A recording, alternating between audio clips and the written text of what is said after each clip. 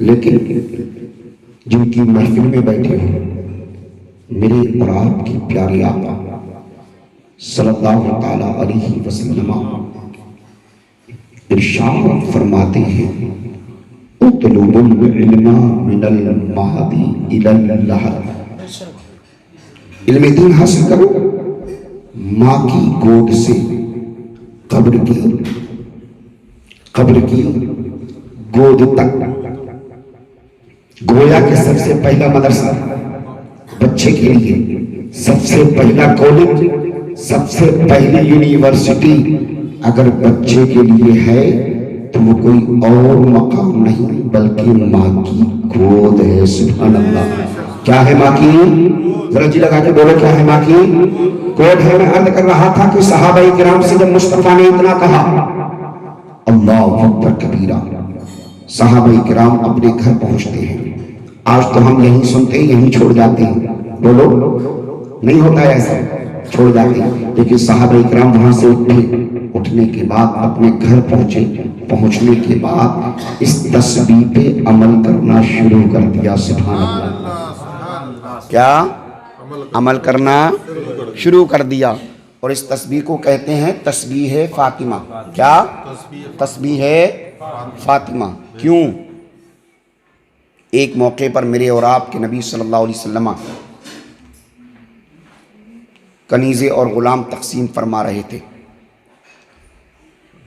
داماد پیغمبر فاتح خیبر حضرت مولا علی مشکل کشا رضی اللہ تعالی عنہ نے اپنی پیاری اہلیہ سیدۃ النساء حضرت فاطمہ الزہرا کے کان میں یہ میسج کیا کہ امام الانبیاء خدام اور کنیزے تقسیم کر رہے ہیں، آپ گھر کا کام و کاج کرتی ہو، آپ کے ہاتھ پہ چھالے پڑ گئے، آپ کے شانہ مبارکہ داغدار ہو گئی ہیں، لہذا آپ بھی جائیے مصطفیٰ کریم سے کوئی خادمہ آپ بھی لے آئیے۔ سیدۃ النساء پہنچتی ہیں، اپنے دل کی فریاد کو مصطفیٰ کریم کی بارگاہ میں رکھتی ہے۔ میرے اور آپ کے نبی صلی اللہ تعالی علیہ وسلم نے ارشاد فرمایا، اے میری پیاری شہزادی جو آپ طلب کر رہی ہو یہ میں دینے کی قدرت رکھتا ہوں، لیکن میں اس سے بہتر آپ کو طریقہ نہ بتلا دوں، اس سے بہتر وظیفہ نہ بتلا دوں، اس سے بہتر کام نہ بتلا دوں۔ تب عرض کی سیدۃ النساء حضرت فاطمہ الزہرا نے، اے ابا حضور جیسی آپ کی مرضی ہو۔ تب امام الانبیاء صلی اللہ تعالی علیہ وسلم نے ارشاد فرمایا، پانچوں وقت کی فرض نماز پڑھنے کے بعد 33 مرتبہ سبحان اللہ، 33 مرتبہ الحمدللہ اور 34 مرتبہ اللہ اکبر پڑھ لیا کرو، یہ خادمہ اور غلام آزاد کرنے سے بہتر ہے۔ سبحان اللہ، سبحان اللہ۔ یہی تسبیح جب علماء نے مصطفیٰ کے کان میں میسج کیا، مصطفیٰ کریم نے اپنے گھر آنے کے بعد اس پہ عمل کرنا شروع کر دیا۔ تاریخ بتلاتی ہے، ایک دن پڑھا، 2 دن پڑھا، 3 دن پڑھا، ہفتہ، 10 دن، 15 دن، مہینہ پڑھا۔ اب جب پڑھتے ہیں تو پڑوسیوں کو خبر مل جاتی ہے، پڑوسیوں کے کانوں تک اس بات کی بھنک پہنچ جاتی ہے۔ جب مالدار قسم کے پڑوسیوں نے اس تسبیح کے تعلق سے سنا، تاریخ میں آیا ہے کہ انہوں نے بھی پڑھنا شروع کر دیا۔ جب انہوں نے پڑھنا شروع کر دیا، دوسری مرتبہ یہ غریب طبقے کے علماء نے مصطفیٰ کریم کی بارگاہ میں حاضر ہوئے۔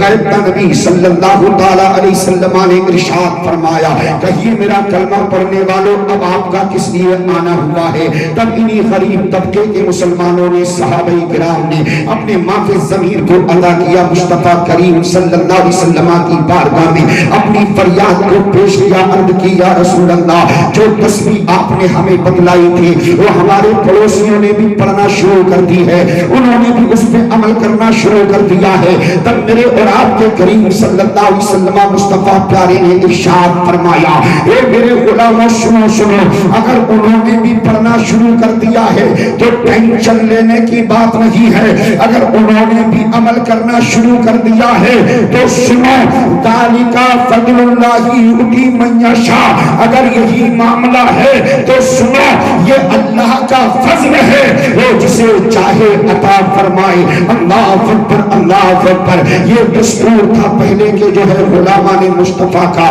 لیکن آج ہمارا معاملہ یہ ہے نماز کے ٹاپک پہ اگر جو ہے گفتگو سنی جاتی ہے اس وہی چھوڑ جاتے ہیں۔ اگر قبرستان جاتے ہیں کسی نوجوان کو دفن کرنے کے لیے تو قبرستان کے احاطے تک وہی گفتگو ہوتی ہے، بس وہی چھوڑ جاتے ہیں۔ یہ ہمارا اور آپ کا معمول ہے، لیکن پچھلے زمانے کے لوگوں کا یہ معمول نہیں تھا۔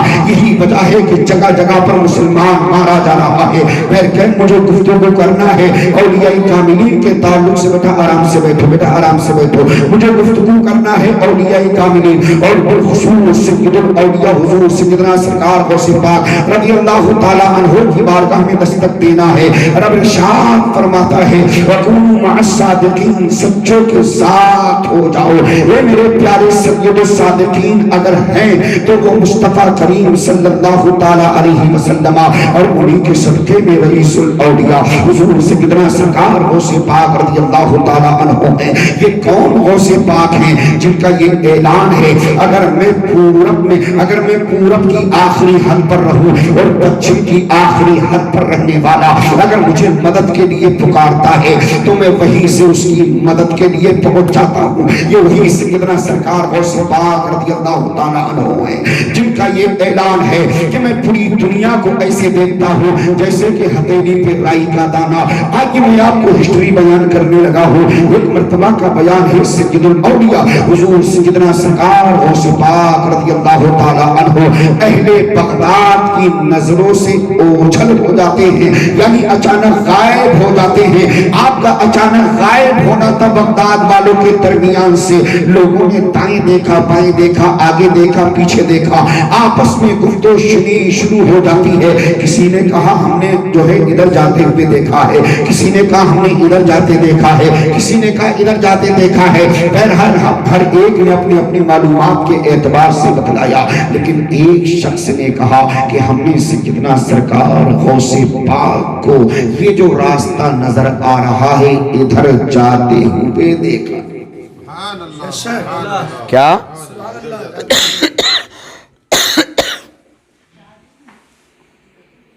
آواز پکڑ رہا ہے؟ آواز پکڑ رہا ہے آپ کا؟ میں درود پاک پڑھیے اللہم صلی علی سیدنا و مولانا محمد وعلا آل سیدنا و مولانا محمد بارک وسلم علیہ صلاۃ و سلام علیک یا رسول اللہ صلی اللہ علیہ وسلم۔ ہر ایک نے اپنے اپنے علم کے اعتبار سے جواب دیا۔ ایک کہنے والے نے کہا کہ ہم نے سید الاولیاء حضور سیدنا سرکار غوث پاک رضی اللہ تعالی عنہ کو اس جانب جاتے ہوئے دیکھا۔ چند لوگ وہاں سے اٹھے، قدم بڑھایا، چند قدم آگے بڑھے۔ کس بات کا نظارہ کرتے ہیں؟ ایک بہت بڑا تالاب ہے۔ کیا ہے؟ تالاب تو جانتے ہو نا، بہت بڑا تالاب ہے، ندی ہے، اور اسی تالاب پر ایک جائے نماز بچھی ہوئی ہے، یعنی مصلی بچھا ہوا۔ جھوم کے بولو، جھوم کے بولو، لہک کے بولو، کیا ہے؟ جا نماز۔ اور وہ جانماز ہیرے جواہرات سے مزین، یعنی اس پہ ہیرے اور جواہرات جڑے ہوئے ہیں اور سونے پہ سہاگا یوں۔ حالانکہ مسئلہ یہ ہے، علماء بیٹھے ہیں، اگر مسٹیک ہوگی تو مہر لگ جائے گی، اصلاح ہو جائے گی کہ مصلی سادہ ہونا چاہیے، یعنی نہ ہی خانہ کعبہ کا اس پہ نقشہ اور نہ ہی گنبد خضرا وغیرہ کا نقشہ ہونا چاہیے، لیکن صاف طور پہ لکھا ہوا ہے کہ اس جانماز پر قرآن عظیم کی یہ آیہ کریمہ یعنی الا ان اولیاء اللہ لا خوف علیہم ولا هم یحزنون لکھی ہوئی تھی۔ کیا؟ لکھی ہوئی تھی۔ کیوں؟ اس لیے وہاں اور یہاں میں بڑا فرق ہے. وہاں سیدنا سرکار غوث پاک کے مرتبے کو بیان کرنا ہے. سبحان اللہ سبحان اللہ سبحان اللہ. اسی جا نماز پر کھڑے ہو کر میرے قرآن کے آقا سید الاولیاء حضور سیدنا سرکار غوث پاک رضی اللہ تعالی عنہ اپنے مقتدیوں کو نماز پڑھا رہے ہیں. اللہ اکبر کبیرہ. نماز پڑھا کر کے فارغ ہوتے ہیں. فارغ ہونے کے بعد اپنے ہاتھوں کو رب کی بارگاہ میں اٹھاتے ہیں اور اٹھانے کے بعد دعا کرتے ہیں پروردگار عالم قیامت تک جتنے بھی مریدین میرے سلسلے میں داخل ہو اس وقت تک انہیں موت نہ دینا جب تک کہ ان کے سینے میں ایمان کی شمع روشن نہ ہو جائے. اب توجہ چاہتا ہوں آپ لوگوں کی. جملہ مسٹیک نہیں ہونا چاہیے, جملہ کراس نہیں ہونا چاہیے, پاس نہیں جانا چاہیے. اللہ اکبر کبیرہ. جب سیدنا سرکار غوث پاک رضی اللہ تعالیٰ عنہ نے پروردگار عالم کی بارگاہ میں یہ دعا کی تھی. روایت میں ہے غیب سے ندا آئی, اے عبد القادر سنو سنو, ارے گھبرانے کی ضرورت نہیں ہے, پریشان ہونے کی بات نہیں ہے, ٹینشن لینے کی بات نہیں ہے. آپ نے ابھی جو کلمات ہماری بارگاہ میں عرض کیے ہیں ہم نے آپ کے ان کلمات کو اپنی بارگاہ طیبہ میں قبول فرما لیا ہے. کیا قبول فرما لیا ہے. سبحان اللہ سبحان اللہ. چائے بھی پیتے رہیے, میرے جملے بھی سماعت کرتے رہیے. کیوں؟ چائے پینے سے جسم کو تازگی ملتی ہے, ذکر خدا و مصطفیٰ سننے سے روح کو تازگی ملتی ہے. اور ہم وہ غلامان غوث الورا ہیں جنہیں جسم کو تازگی پہنچانے کی بھی ضرورت ہے اور جسم کے ساتھ ساتھ روح کو گرماہٹ پہنچانے کی بھی ضرورت ہے. یہ لنگر غوث اعظم ہے جو چائے کی شکل میں آ رہا ہے. ارے یہی وہ لنگر غوث اعظم ہے, دہلی کی سرزمین ہے.